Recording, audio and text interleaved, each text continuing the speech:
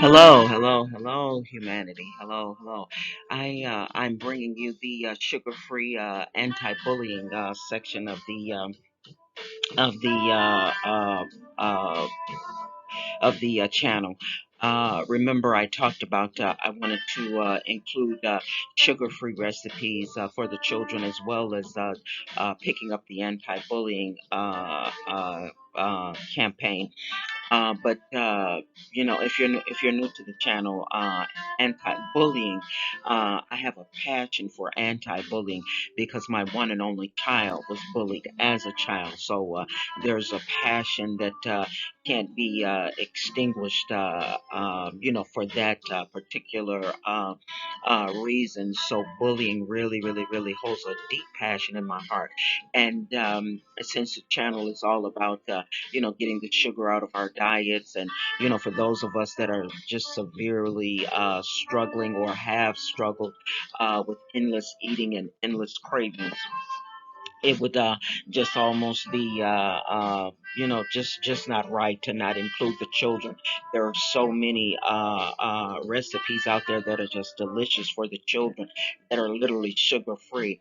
And I have to wonder if we could just get one child to have no bake recipes where they can take the sugar out and prepare their own sweets. I wonder, would that be a good thing? So anyway, moving forward, meshing the anti-bullying stories with the sugar-free recipes is what we're going to try to do.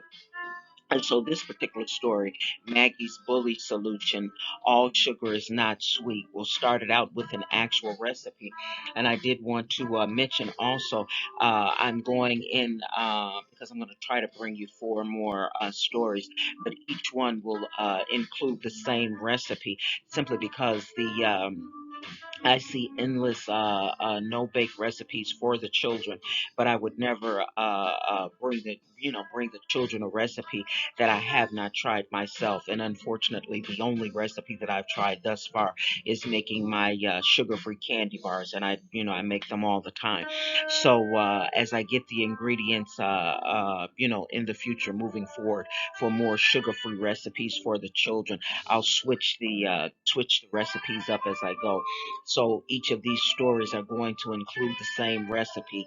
So just know that I am mindful of the fact that they are the same recipes. It's just that I don't have the ingredients and I have not tested it myself, and I wouldn't give the children something that I haven't tested. Okay, so with that said, the name of the story is Maggie's Bully Solution. All sugar, all sugar is not sweet. It was a it was a sun appearing early. It looked similar to the amber. The the trading had already started. It had not been long since the darkness was everywhere. It was as if the town folk were standing in their doors waiting to trade. There were homemade blankets being traded for homemade soaps. The trading included almost everything: adult trades of car parts and purses.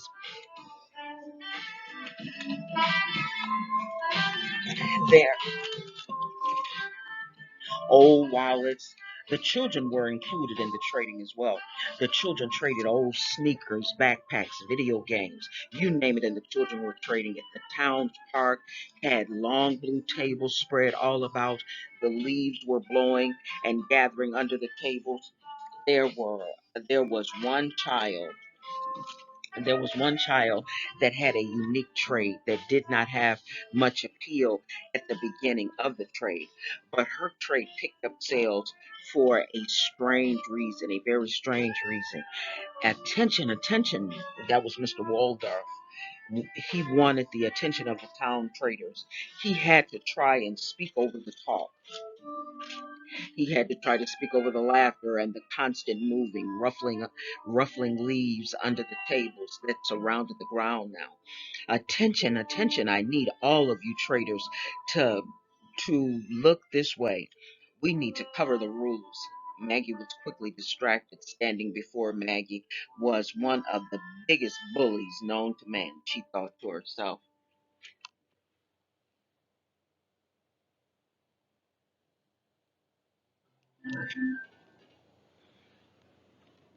Maggie had Maggie saw standing Maggie saw standing before her was a boy that looked to be every bit of 6 feet tall.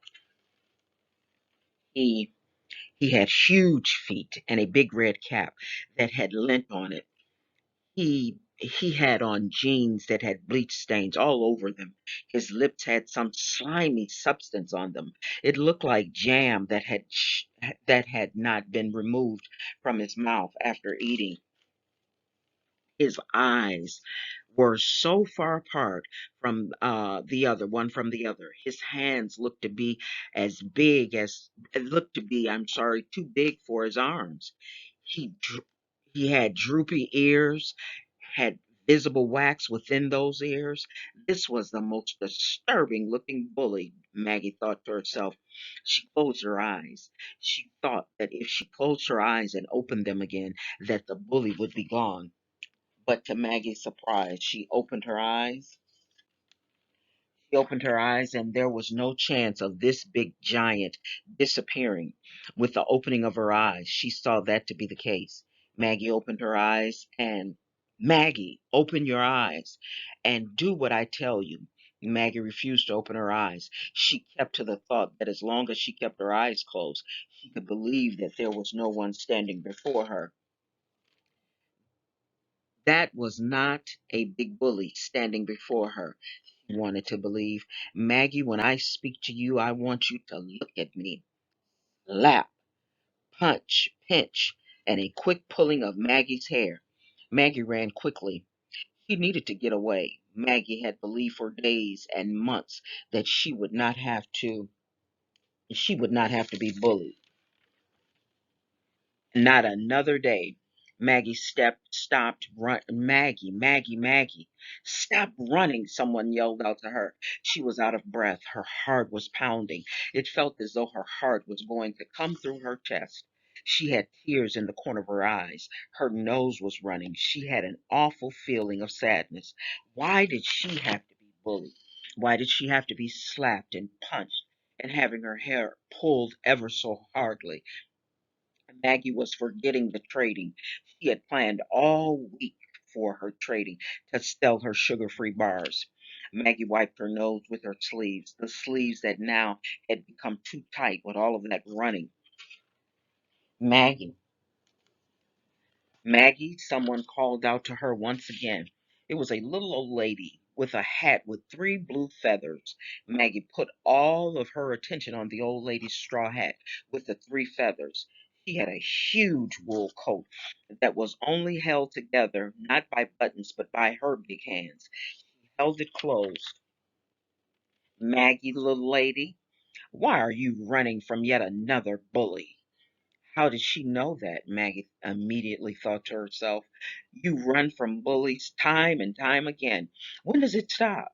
No one should slap you or kick you or pull your beautiful hair. Maggie, my dear, you deserve to have fun and be okay. Stop running and face your bully. Tell an adult, and then find a solution. No one had ever said that to Maggie before. Maggie loved solving things. Maggie looked back to her trading table. She could see mean bully Peter was standing behind her table. Boy, standing behind my table, she thought to herself.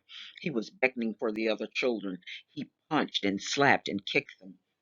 She couldn't believe what she saw next. He was demanding that the kids ate and purchased yucky, extra sweet candy with dirty candy wrappers. Peter had Peter had made them himself. Yucky, extra sweet, tons of sugar candy bars with enough sugar to make 20 people get stomach aches. He was forcing the kids to eat and buy the yucky, extra sweet candy. Maggie couldn't believe it. She lost her fear and she began to get angry. She was really angry. Her blood was beginning to boil. Maggie had a solution. She thought to herself, hmm, there's more than one way to skin a cat. She had to stop her friends from being bullied. Maggie had a plan. Maggie dashed through the trees and headed back home. She created some no bake sweet treats. treats looked delicious. There was something different about her treats, however. Maggie's sweet treats were not sweet. The treats looked sweet, but they were not. Maggie put hot pepper powder and sneezing powder that she had got from her brother Danny's room. The powder was safe. It was harmless, but it causes you to sneeze. Danny brought the powder to embarrass one of the bullies that sat near him in the school cafeteria when he and his friends were constantly being bullied. He too had experienced bullying in an awful, awful way. Maggie had the treats all bagged up and she was on her way. She knew she was nearly at the park when she passed Mr. and Mr. Marks and Fruit Mart. Maggie walked boldly up to her trading table. Boldly she walked, where kids were standing around, crying quietly, not to alert the adults, because Peter was sure to give them an extra beating and an extra pounding for that. They had been punched and kicked and forced to buy Peter's extra sweet, yucky candy. Maggie closed her eyes and she held them shut tightly. But this time, Maggie wasn't holding her eyes shut because of fear. Maggie was not closing her eyes for not an ounce of fear. Maggie wanted to be really, really convincing with her bully replacement treats. Peter, I have the best treats in the world. I made too many, you know. You can have them to sell to the children if you like, but you, but you should try one first, she said, almost snickering. Peter did just that. He took a big bite. He began to scream. He began to scream louder. Water, water, water. The kids stopped crying and they began to laugh and laugh and laugh. Peter was furious. He began to wave his fist. He could not carry out his bullying. He sneezed once, then twice, and over again. He kept sneezing. Peter went home, sneezing and crying and sneezing. Bully Peter was gone. Maggie